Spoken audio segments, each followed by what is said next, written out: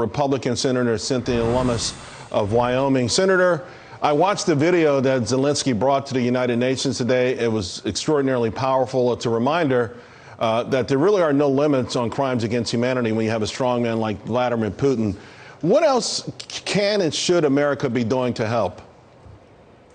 We need to give them more weapons. We need to go further with the sanctions on the oligarchs, on the political leaders, on as many citizens as we can get. We need to clamp Russia down.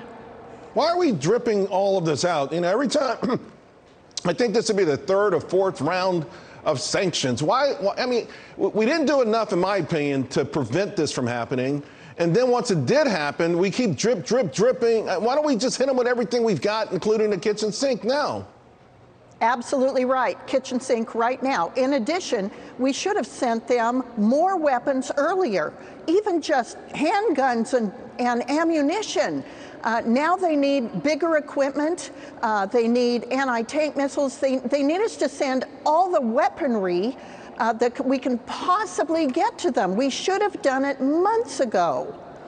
President Zelensky took the opportunity to ask the UN Security Council. He suggested this is a great time for reforms. Now, we've heard this suggestion over and over again for decades, but I think many Americans tend to agree. How likely is it that that could ever happen? Well, this is the perfect time, and he's the perfect person to ask for reforms. They are absolutely critical, so the United Nations can address these issues on a more long-term basis. I hope they'll be very serious about it.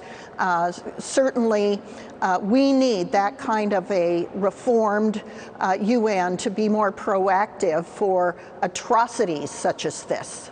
I want to ask you about runaway inflation. The Biden administration has decided that the best course of action is the blame game, Vladimir Putin, and to demonize American oil companies.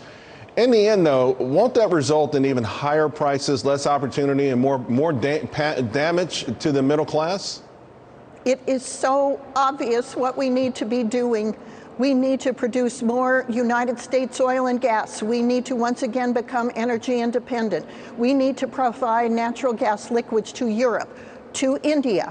We need to restart pipelines from Canada. We need to have more energy available to Europe, so we need to have approve those LNG terminals. There's so much we can do, Charles, to be responsive and responsible, and the Biden administration is doing neither. Yeah. I love the word responsible, because that's exactly what it would be right now. No matter if you believe climate is going to change overnight or not, responsible to ourselves and our allies. Can you give us an update on the progress, your digital currency legislation, the regulatory reform efforts you're working on? How's it gone so far? The digital asset bill that is very comprehensive will roll out this month. Senator Kirsten Gillibrand is my Democrat co-lead sponsor.